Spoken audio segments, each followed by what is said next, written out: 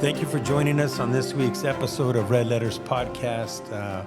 We took a little short break, but we're back, and we wanted to just say welcome again and thank you for joining us. We're still going through the Sermon on the Mount, a lot of what Jesus taught and preached and did. So we're going to be diving into that today. The topic for this week is going to be revenge. Yes, I said it, revenge.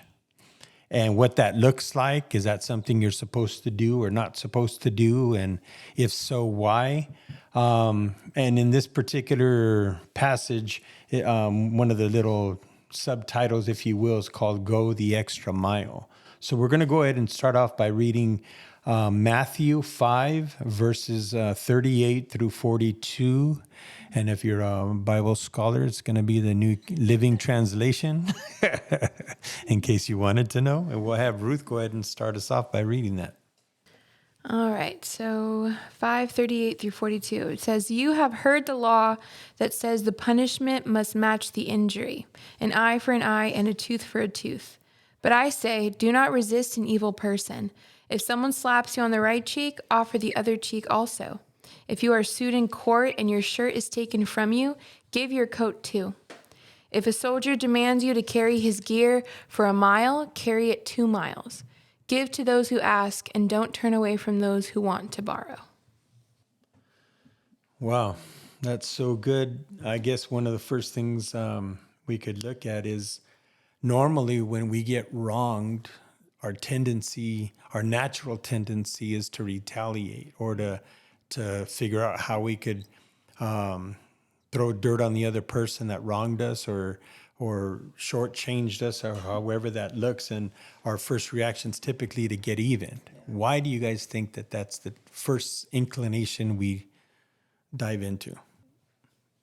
For starters, I believe that it is in our nature to almost retaliate.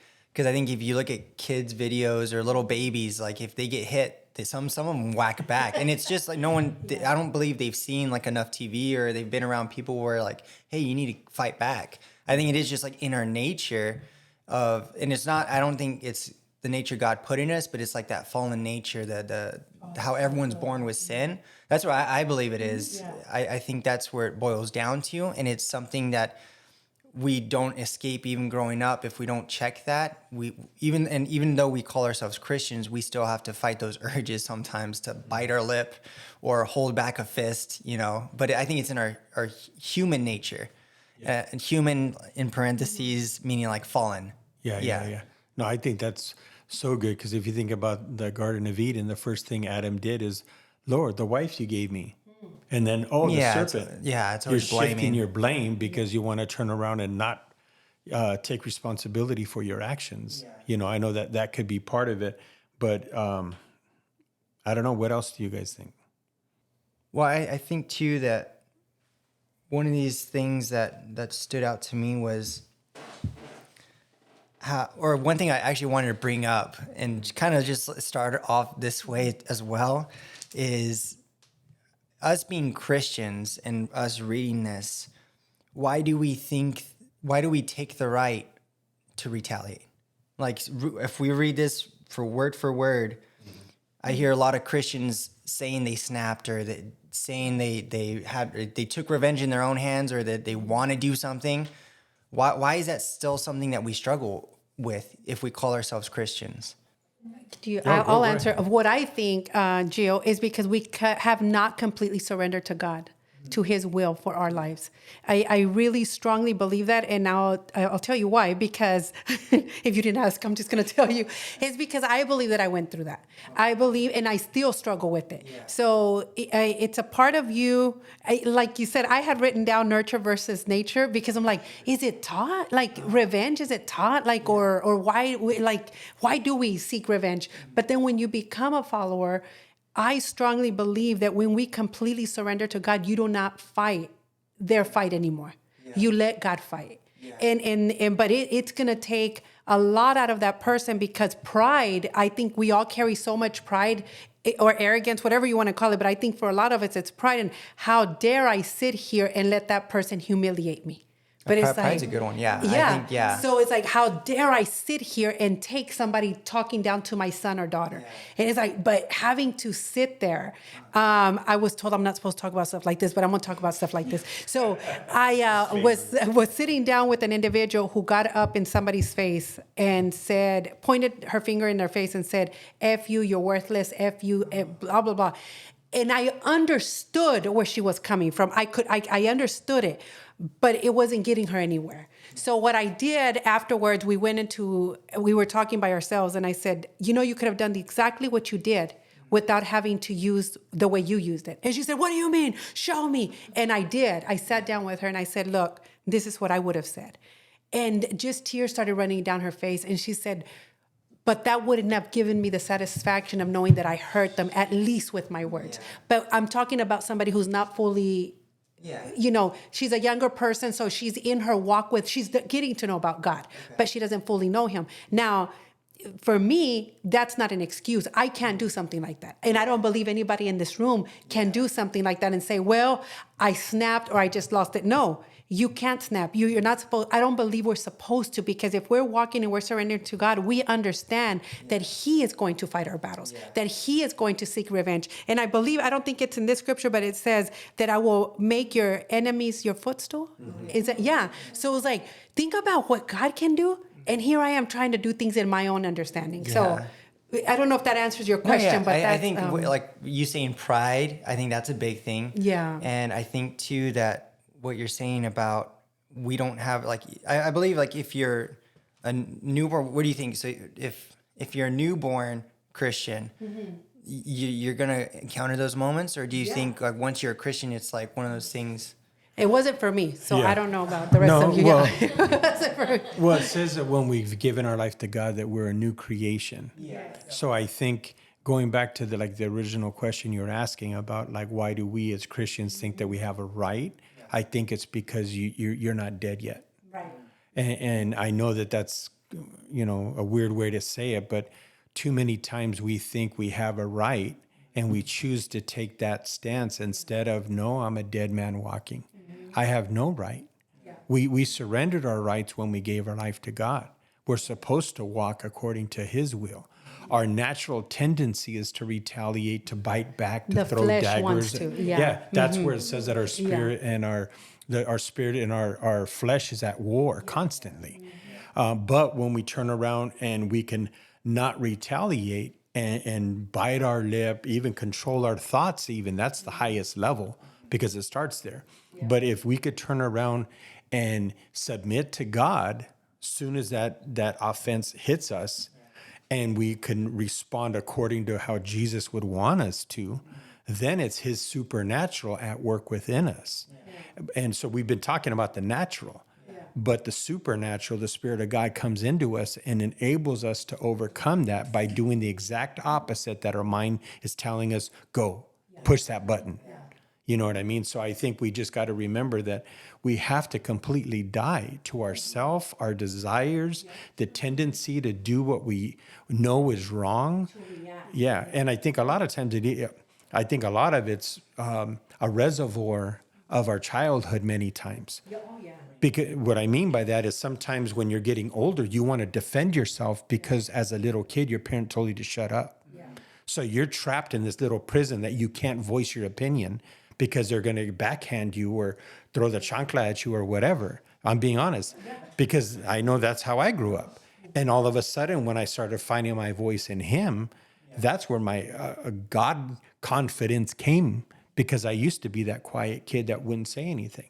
But then as I grew up, there was times where rage came out, because now I could actually say and respond the way that the little kid wanted to back in the day. So he's showing up now. Yeah. Now you better watch out because I could defend myself. Yeah. But that's not the godly thing to do.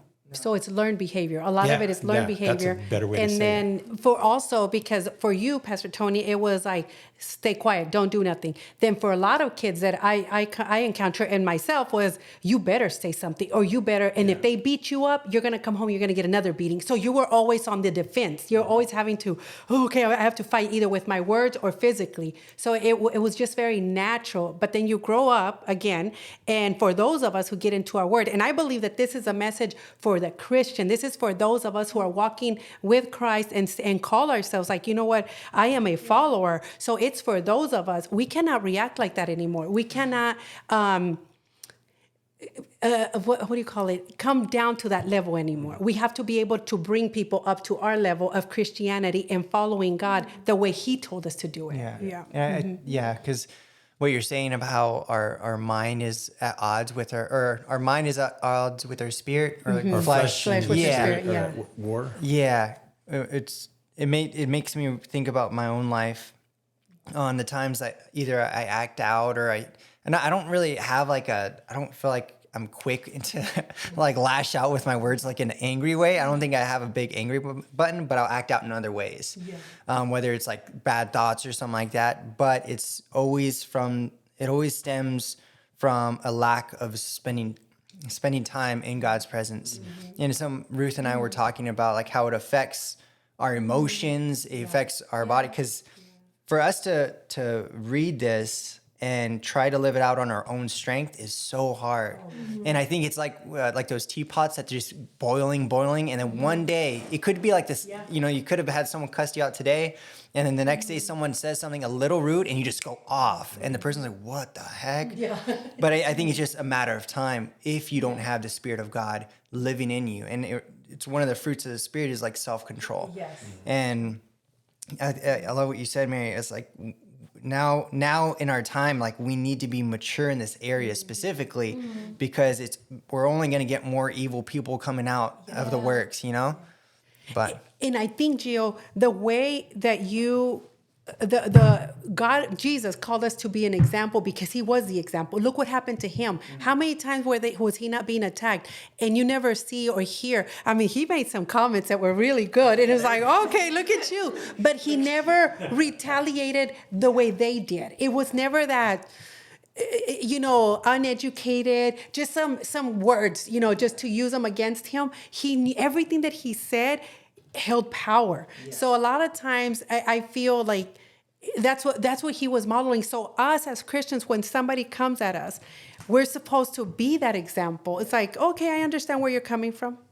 Tell me more. But not, oh, what do you mean? And then want to go bat for bat. You can't do that. It's like, now that we're Christians, we have to we have to be different. So that's how I see this. It's crazy because like those one-liners that Jesus, like where those mic drops where Jesus goes against, it's always against the Pharisees. It wasn't even against like non-believers. Right. He was always loving, like he was mocked and everything you said. But it was every time he stood up for himself, or not stood up for himself, but it was against the Pharisees to prove them wrong and how they were dealing with their people that God entrusted to them. That was the only time that I remember off the top of my head. Not only that, I think sometimes when He made those statements to them, it was something He cut them to the heart because it was like something that they should already know, but they're overlooking because they're looking at all the technical things And the pride, not the heart behind it, what needed to be said. And not only that, I think one of the things, where revenge, the opposite of revenge is actually praying for somebody that hurts you. And that, for me, has served me well. I'm not saying I'm the best at it, but it's restored relationships in my life because I would spend time praying for the people that hurt me. And it does something to you on the inside, but it doesn't just heal you. It actually heals the other person when you could turn around and come back and apologize and try to make a wrong right, even if it wasn't your fault.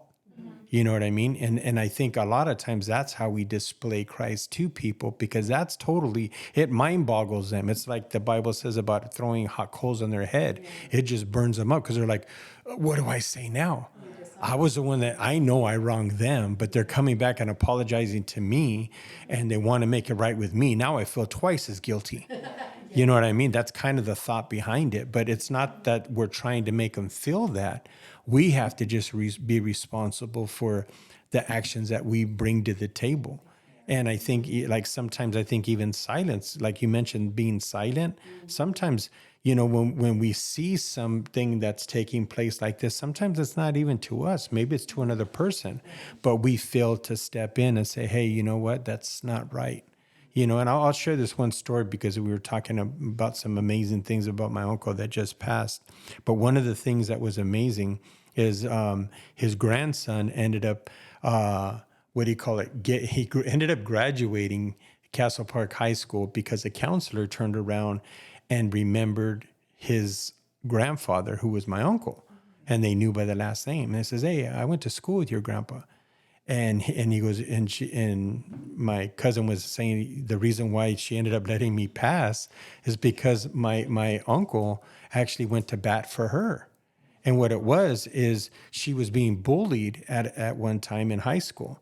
And so what my uncle did is he turned around. I never heard this story until just like last week.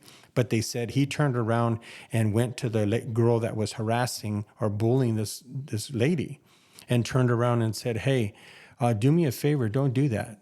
She's my friend, and what you're doing is wrong. So he could have shut up. Yeah. But here's the impact that one action did, is that lady, or the girl, the teacher, the counselor, turned around and told his grandson, the reason why I'm a counselor today is because of what your grandfather did for me back in high school.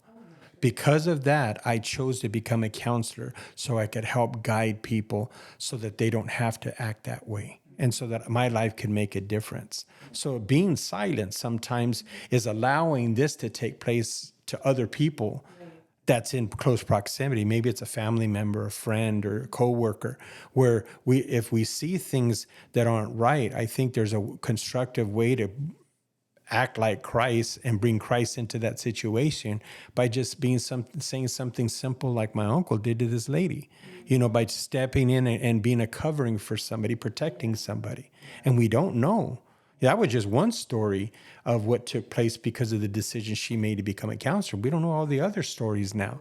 So sometimes one little event can trigger so many things in life. We don't see how much it got magnified because of the one thing. So I think it's important to look at it even to people around us as well. It could be also, if you look at it the way too, like you turning the other cheek and not really taking revenge is leading the other person to Christ without them knowing it because of the conviction they're going to feel when you don't react to what they're doing. You're not provoking them back. You're not, poking back at them. And, the other thing I was thinking of earlier on, and I didn't get a chance to say it, was it goes back to foolishness. And the Bible talks about how the foolishness is bound up in the heart of a child. And we're supposed to actually, basically not withhold the rod. And it says to I don't know the exact word, but anyways, to deal with that foolishness. Spare the rod. Don't spare the rod. And a lot of us grow up in that foolishness and we never grow out of it, and especially if we're not taught as we're growing up and being, because nowadays it's hard for us to even call it out as being foolish. We don't even want to use that word. Is you're behaving foolishly, and what you're doing is wrong. Instead, we what do you call it? Enable it by saying, "Oh, he's just being a child. Let him be." But in reality, that is foolishness. That when he grows up, it's going to grow into something even worse. And if you don't deal with it at a younger age, then we're going to, you know what I mean? Those are the adults we're going to deal with. Right, right. So I think, but Jesus, going back again to that, is Jesus was a perfect example of what it was to be, mocked and beaten and spit on, but he never reacted. Never reacted. Okay, this is a question that came to mind, and even hearing you talk about it, I really want to ask this question. In James, it says to resist the devil and he will flee, okay? And then in this scripture, in verse 19, the NLT says, but I say to you, do not resist an evil person. So could you explain why he's telling us don't resist an evil person? I feel like a part of it could be that leading to Christ, but I really like that phrase. It says, do not resist an evil person, my first guess or my first thought would probably be that you could win the person, but you're not going to win the devil. Meaning, the person, you could win them to Christ by being that example, but to the devil, you're never going to win him. He already has his life sentence. He's just waiting for the time. So I think it's the spirit behind the person that we have to keep in mind, that it's not always the person, because the person sometimes is under an evil influence, whether it's past hurts, it's the enemy, it's the devil himself, all that other stuff. And just to put the devil in his place right now, he could only be at one place at one time. So he's not omniscient like God. What about like hearing you talk? I when it says resist the devil and then do not resist an evil person, would it be? I'm trying to think of an example and like real life scenario. Mm-hmm. Say like you had said about someone who has like past trauma and like there's a spirit within them that's causing them to like lash out on you.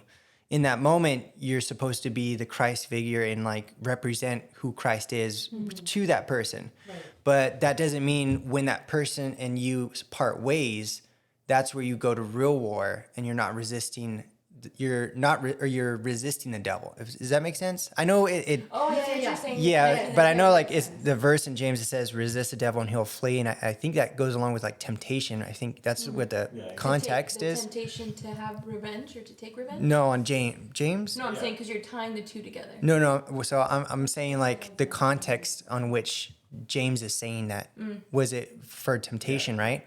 Because that's I know I'm kind of taking it a different route.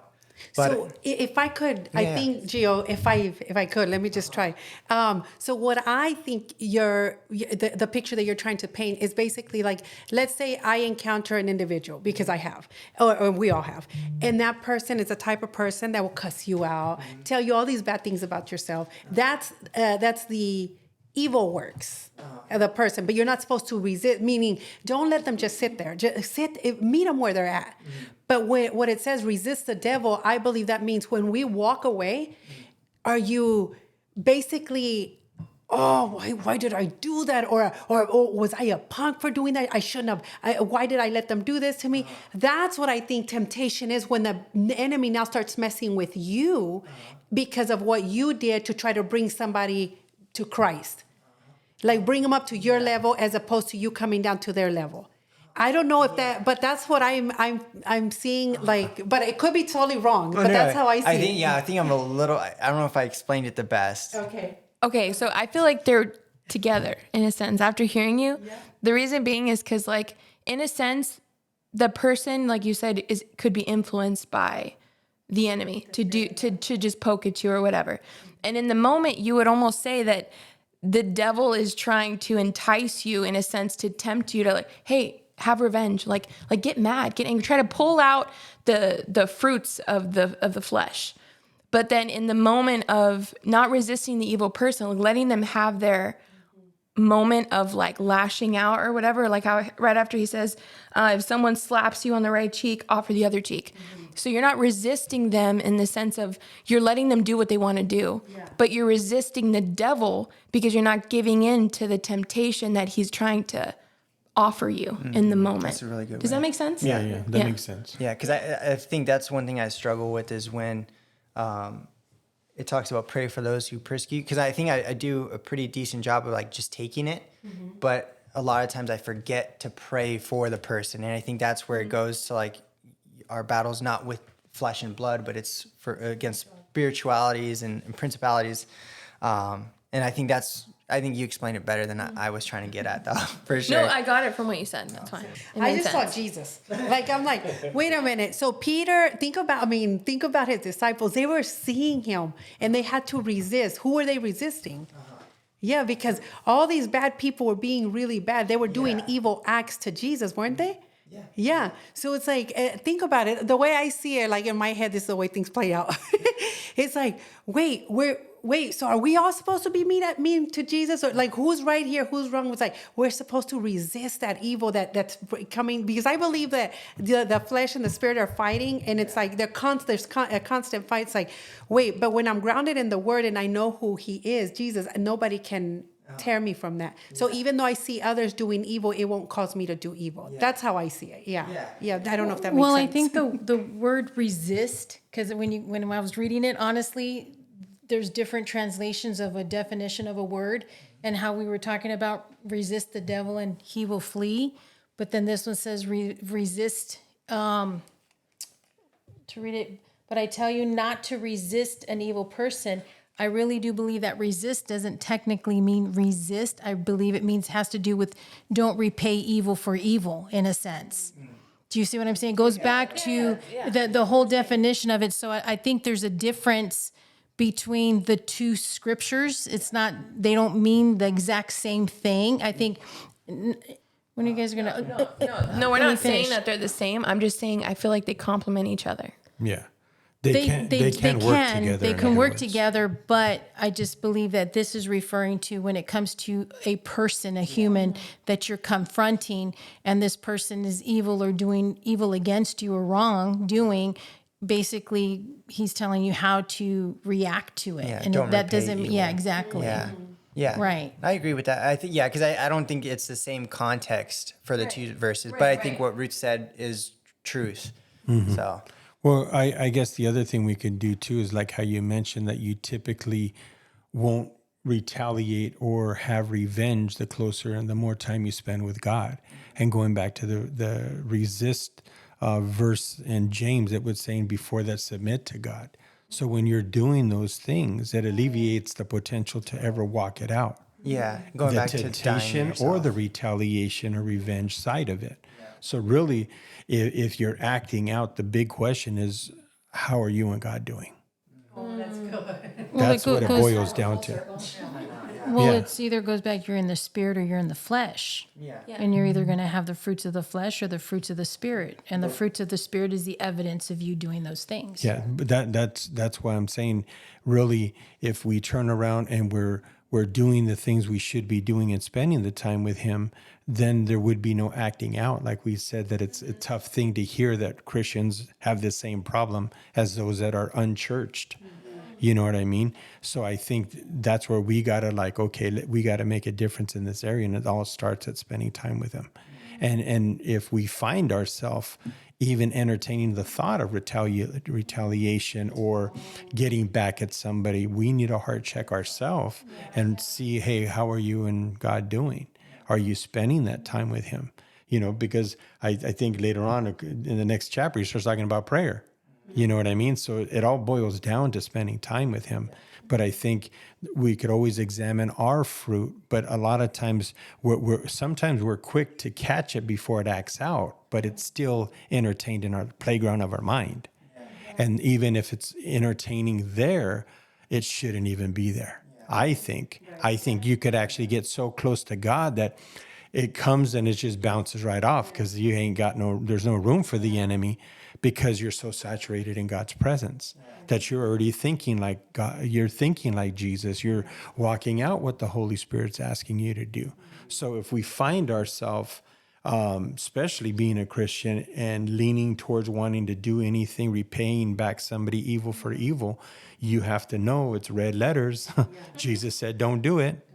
He said, pray for your enemies. So you have to love them instead of retaliate. So that's not depending on the evil act that was done against you, right? It's not depending, meaning... I don't think there's a measuring stick on what could be done against you. Is that what you're saying? Yeah. Because I'm wondering, think about if somebody hurts your child, the thought just automatically comes to want to seek revenge. I mean, obviously I wouldn't want to. And even guys, I'm gonna be honest with y'all. I don't I walked into, my sister was watching a movie and I'm like, oh, that's so terrible. Why are they doing those to those people? And why are you guys watching this movie? And she's like, you don't know who that is. And I'm like, no, it was a movie. And it was like, it's somebody Escobar and he hurt a lot of people.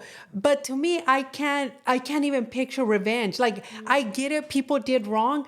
I just don't want to be part of the revenge maker or the revenge doer. I don't want to be any part of that.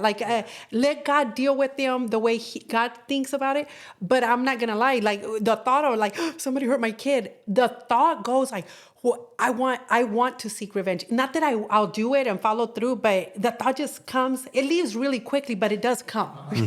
Yeah. So Well, I know right now we were just even talking about like the fruit of whether it's good or bad fruit that comes out of our lives.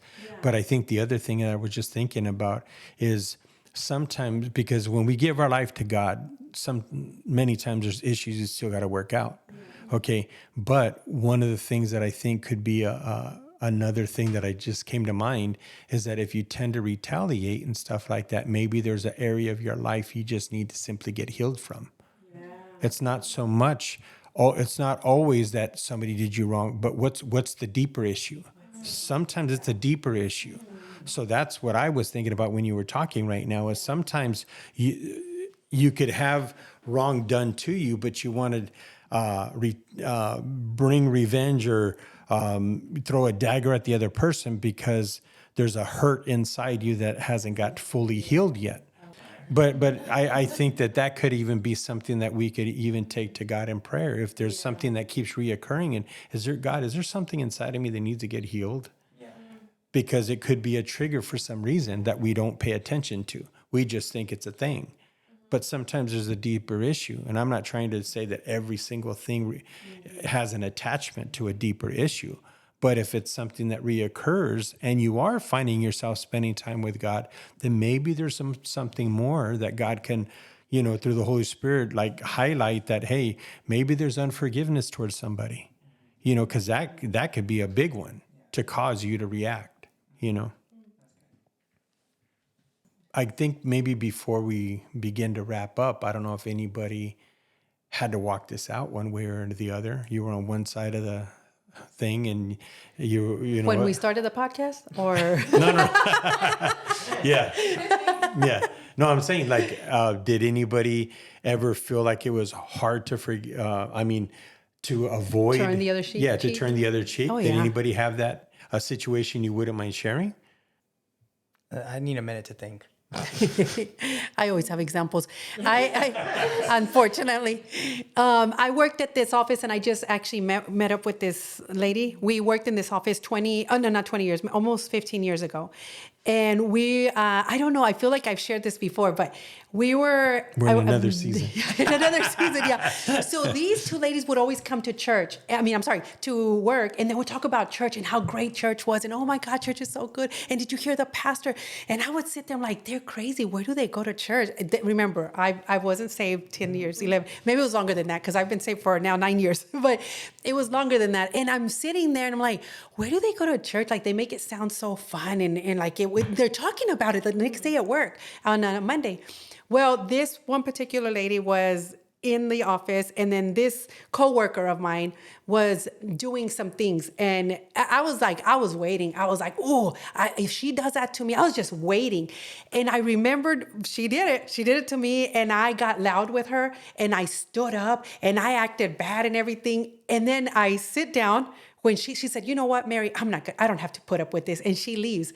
And I sit down. I'm really happy. I'm really proud of myself. And then my coworker who's sitting there, she won't mind if I say this, Larissa, she turns around and she says, Mary, you're not supposed to act like that. She said, not only are you a professional, you're God's child. And I said, what? What are you talking about? She said, learn to turn the other cheek. Because right now, you just look crazy. She goes, and if you would have been in front, she said, if you would have been in front of a judge, and they would have said, you know what, lock her up. There's something wrong with her.